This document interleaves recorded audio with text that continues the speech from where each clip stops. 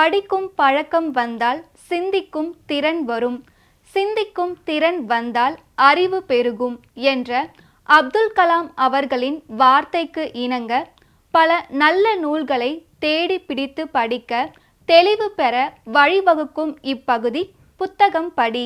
வணக்கம். புத்தகம் படி நிகழ்ச்சியில் உங்களை சந்திப்பதில் மிக்க மகிழ்ச்சி. என்னுடைய பெயர் முனைவர் ராஜன், மதிப்புறு பேராசிரியர், அழகப்பா பல்கலைக்கழகம், காரைக்குடி. இன்றைய நாளில் நாம் எடுத்துக்கொண்டிருக்கூடிய புத்தகம் சேமிப்பும் முதலீடும்.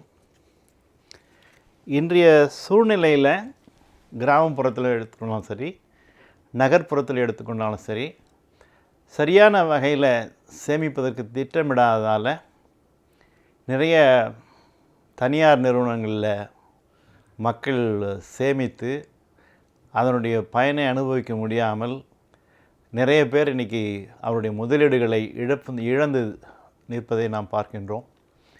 இதை மையமாக கொண்டு இந்த சேமிப்பும் முதலீடும் என்ற நூலை நான் ஆய்வுக்காக எடுத்திருக்கின்றேன்.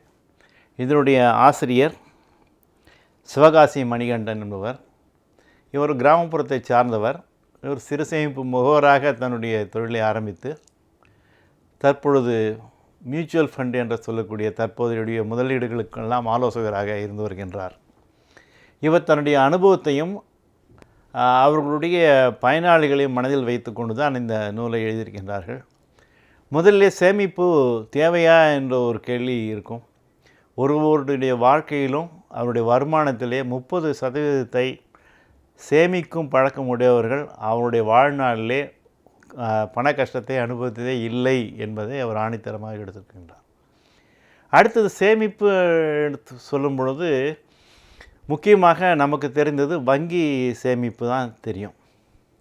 பட் வங்கியை சார்ந்து இல்லாமல் இன்றைய சூழ்நிலையில் அஞ்சலக சேமிப்பு மிகவும் முக்கியமாக அவர் எடுத்துக்கூறுகின்றார்.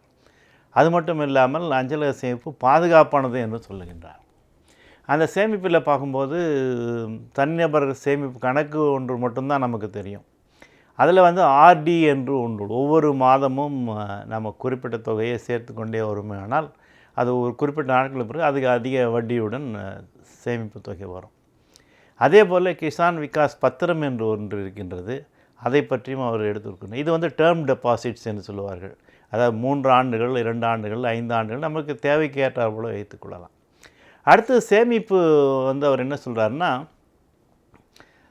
இளம் வயதினர் தன்னுடைய மகளோ அல்லது மகனோ எதிர்காலத்திற்குரிய கல்வி செலவிற்காகவோ அல்லது திருமண செலவிற்காகவோ தேவையான சேமிப்பு ஒன்று.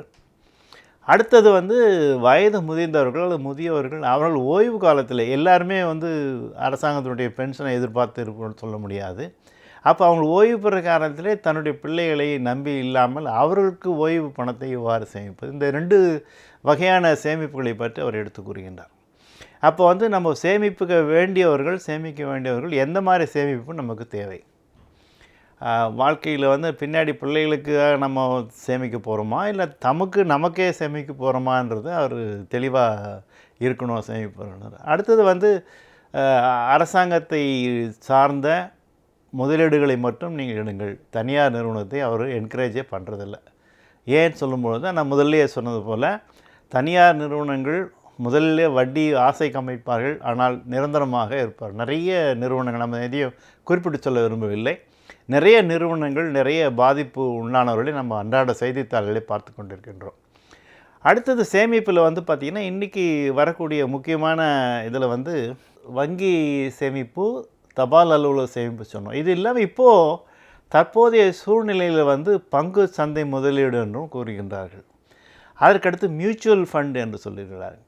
இந்த மியூச்சுவல் ஃபண்ட் என்பது லாங் டேர்ம் டெபாசிட் அல்லது நீண்ட கால சேமிப்பிற்கு மிகவும் பயனுள்ளதாக இருக்கும் என்பதை அவர் வலியுறுத்துகின்றார். அந்த லாங் டேர்ம் டெபாசிட்லேயும் பார்த்திங்கன்னா அதில் சிஸ்டமேட்டிக் இன்வெஸ்ட்மெண்ட் என்று சொல்கிறார். தமிழில் சொல்லப்போனால் சீரான முறை குறிப்பீடு திட்டம். அதுக்கடுத்தது சிஸ்டமேட்டிக் ட்ரான்ஸ்ஃபர் சிஸ்டம்னு சொல்லுவாங்க. அதாவது மாற்று ஒவ்வொரு தேவையான பொழுது நம்ம நிதியை மாற்றும் வசதி கொண்ட முதலீடு. அதுக்கடுத்தது பார்த்திங்கன்னா ஃபிக்ஸட் டெபாசிட் போல் நமக்கு லாங் டேர்ம் 5 ஆண்டுகள் 10 ஆண்டுகளுக்கு இந்த முதலீடுகளை பற்றி தான் அவர் வலியுறுத்திருக்கின்றார்கள். குறிப்பாக வந்து ஓய்வூதியம் பெற விரும்புபவர்கள் இந்த மாதிரி மியூச்சுவல் ஃபண்டுக்கு போகலாம்.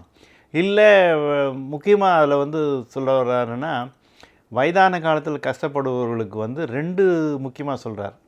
ஒன்று வந்து நீங்கள் வந்து ஆயுள் காப்பீடு எடுக்கலாம். அதில் வந்து பார்த்திங்கன்னா எந்த ஆயுள் காப்பீடில் வந்து பிரீமியம் தொகை குறைவாக இருக்குன்னு பாருங்கள். அதில் முக்கியமாக டேர்ம் பிளான் என்று ஒன்று இருக்கிறது. அதை எடுத்துக்கொள்ள முயற்சிகள் செய்யுங்கள்.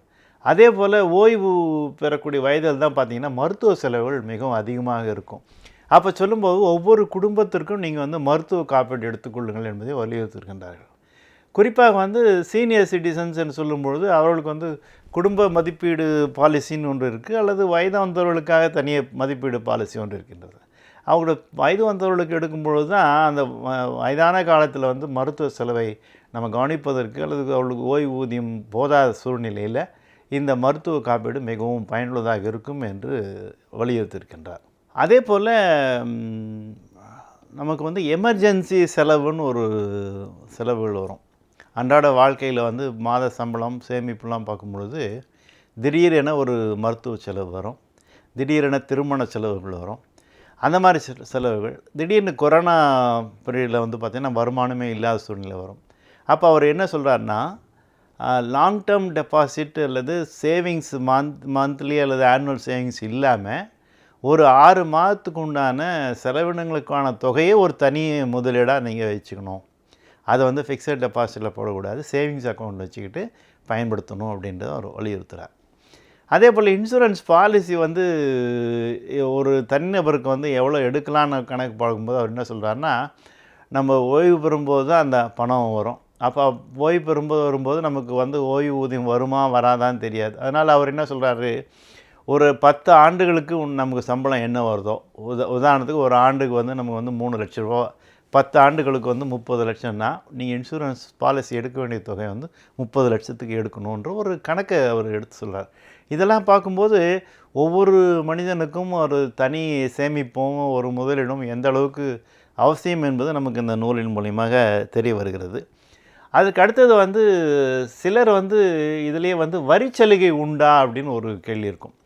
சில சேமிப்புகளுக்கு வந்து வரிச்சலுகைகள் இருக்குது, சில சேமிப்புகளுக்கு வரிச்சலுகை இல்லை. அப்படின்னு சொல்லும்போது வரிச்சலுகைகள் உள்ள சேவிங்ஸுன்னு வரும்பொழுது என்னென்ன பொதுவாக வந்து தபால் அலுவலகத்தில் சேவைக்கூடிய எல்லாத்துக்குமே வந்து வரிச்சலுகைகள் உண்டு.